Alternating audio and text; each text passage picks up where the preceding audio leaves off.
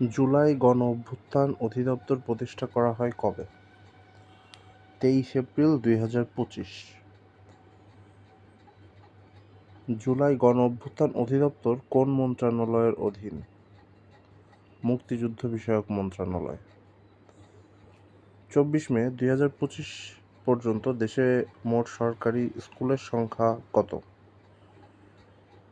688টি। বাংলাদেশ কবে স্যাটেলাইট ইন্টারনেটের যুগে প্রবেশ করে? 20 মে 2025। 2025 সালে বাংলাদেশ কোন দেশে প্রথমবারের মতো আম রপ্তানি শুরু করে? চীন। 14 মে 2025 কোন বিশ্ববিদ্যালয় ডক্টর মোহাম্মদ ইউনূসকে doctor of literature DLitt degree প্রদান করে? চট্টগ্রাম বিশ্ববিদ্যালয়। বর্তমানে দেশে জলাভূমি নির্ভর প্রাণী অভয়ারণ্য কতটি?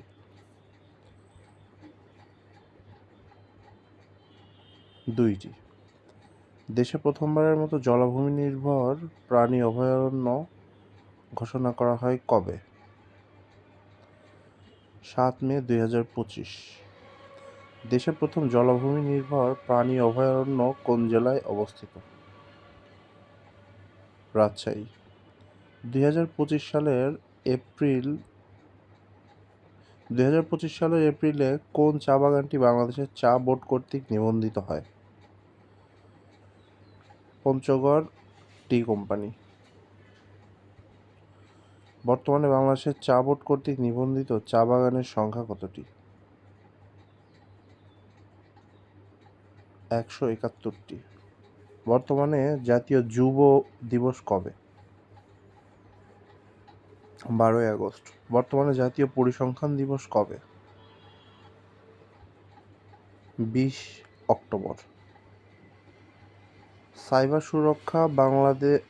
সাইবার সুরক্ষা অধ্যাদেশ 2025 জারি করা হয় কবে?